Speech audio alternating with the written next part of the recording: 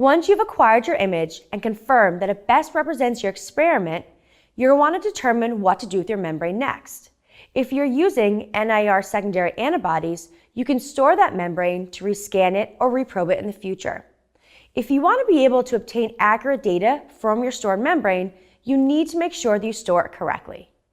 To store that membrane, wash it with distilled water and let it air dry between 2 pieces of filter paper.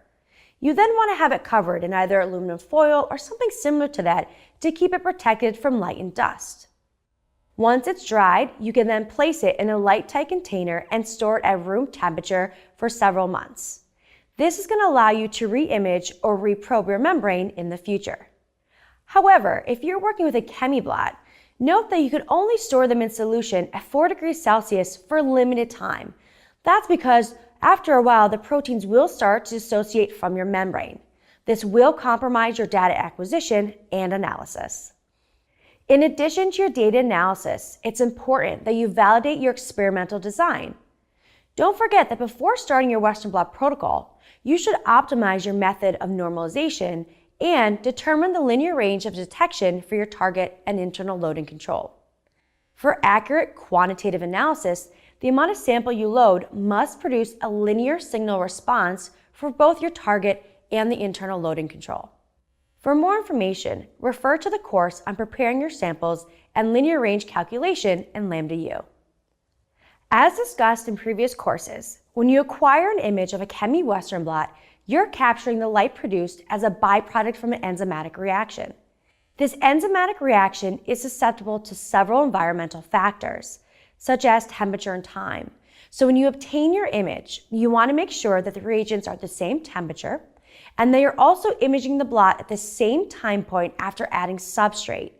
This will ensure that you're capturing the reaction at the same point every time, which will lead to more consistent data.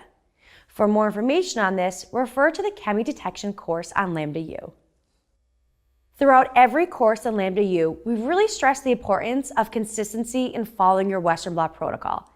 It's imperative that each time you run a Western blot, you're following the same protocol, using the same imager with the same settings, and then analyzing your data with the same software and the same settings.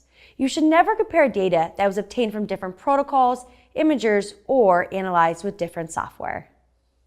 The goal of this discussion about image adjustment and data analysis is to help you produce the most scientifically sound data that best represents your findings. So make sure you're following the software's recommended saving and exporting steps, and that you're using the instrument and software that do not manipulate your data. Once you've acquired your image, apply all the changes to the brightness and contrast evenly across your Western blot and do not remove any bands. If you do have a saturated band, re-image that blot on an imager that has a wider dynamic range. Or you can optimize your protocol to prevent the band from becoming saturated. Make sure that you're tracking any and all changes that you have made to your Western blot image while also keeping a copy of your original image. We want you to be confident in your data and that it truly represents what's happening on your membrane. Image adjustment is subjective, and if done improperly, can be viewed as manipulation.